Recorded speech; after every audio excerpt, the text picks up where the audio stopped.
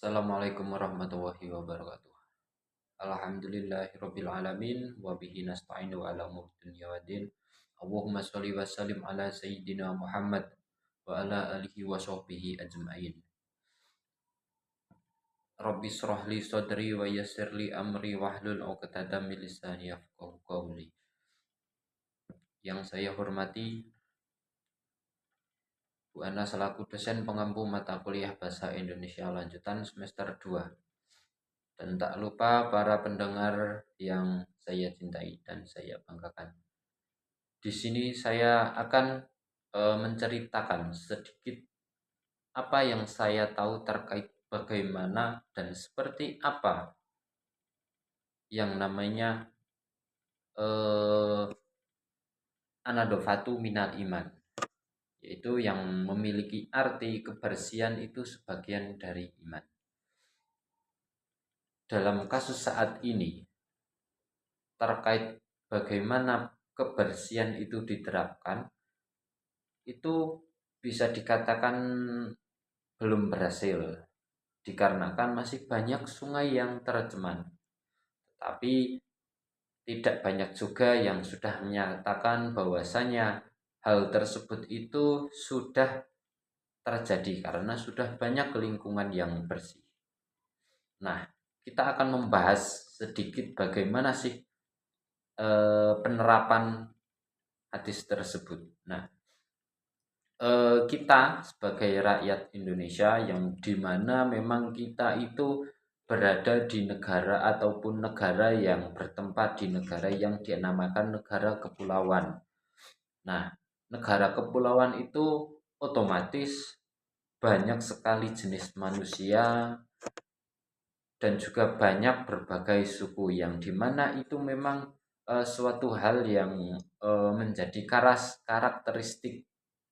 Nah, di sisi lain, manusia itu punya sifat yang dimana menjadi makhluk sosial dan juga makhluk individu. Nah, eh, disinilah letak dimana adanya yang dinamakan belum menerapkan hadis tersebut. Dikarenakan karena apa? Manusia itu punya sifat individu. Dia hanya memenuhi keinginannya bagaimana cara untuk bisa membuang sampah, tetapi tidak memikirkan akibat. Ya dimana akibat itu tidak hanya dirasakan di diri kita, tetapi di orang lain.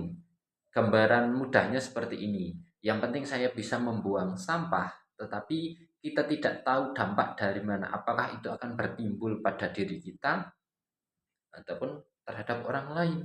Misalnya kita buang sampah di sungai, otomatis kan nggak mungkin kita yang menerima dampak, tetapi dampak tersebut akan terasa ketika nanti sampah tersebut berkumpul. Nah, kalau sampah berkumpul itu otomatis dia berada di aliran sungai. Nah, setiap orang itu kan ada tempat hidupnya masing-masing. Nah, kita yang hidup di lingkungan yang sungainya masih kecil, bisa dikatakan daerah pegunungan, otomatis kan buang tinggal buang.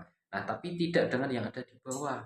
Mereka melihat sampah yang banyak, itu seolah-olah padahal saya sudah membuang sampah di tempatnya, saya juga membayar kas dan juga yang lainnya. Nah, itu adalah bentuk bagaimana mereka tidak memikirkan diri orang lain, tetapi hanya memikirkan diri kita sendiri. Jadi, sebenarnya penerapan hal tersebut itu kita mulai dari diri kita. Bahwasanya kita bisa memikirkan orang lain dan juga setelah kita memikirkan diri sendiri, adanya dukungan dari lingkungan sekitar. Seperti halnya kita hidup di desa yang notabene memang masih mudah untuk membuang sampah. Yang pertama itu memilah sampah, mana yang bisa didaur ulang, mana yang harus memang dimusnahkan, mana yang harus mana bisa yang dibuat sebagai pupuk. Tetapi tidak semua masyarakat di desa itu punya tempat dan juga fasilitas seperti halnya untuk membakar sampah. Kalau di desa kan masih mudah menggunakan tubuh dan juga yang lainnya. Tetapi tidak semua masyarakat desa itu untuk sekarang ini tidak masih menggunakan tungku ataupun ada pembakaran dengan kayu bakar. Nah, itu adalah salah satu faktor di mana memang dia itu sudah kesulitan. Anggap saja dia pola hidup ataupun wilayah ataupun fasilitas itu sudah berada di kota. Dia sudah eh, hanya memiliki rumah dan juga rumah pun itu dibuat semuanya itu berfungsi. Itu sudah memakan tempat yang dimana itu sudah punya fungsi masing-masing. Sedangkan sampah tersebut itu tidak memiliki tempat ataupun wadah untuk pembuangan dan juga pengolahan sampah. Nah, sebenarnya kalau kita menyalahkan orang desa, juga tidak semua orang desa itu bersalah karena dia membuang sampah di sungai.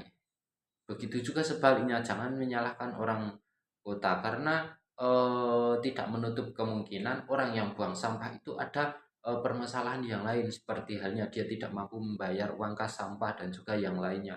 Itu bukan hal yang sangat tidak apa bisa dikatakan bukan hal yang di luar nalar, tetapi memang tidak semua itu rakyat mampu, bahkan dia mau makan pun itu masih bergantung pada kerja hari ini untuk makan hari ini. Bagaimana untuk membayar sampah? Nah, adanya pembuangan sampah sembarangan itu dari situ. Nah, di sini peran pemerintah itu andil.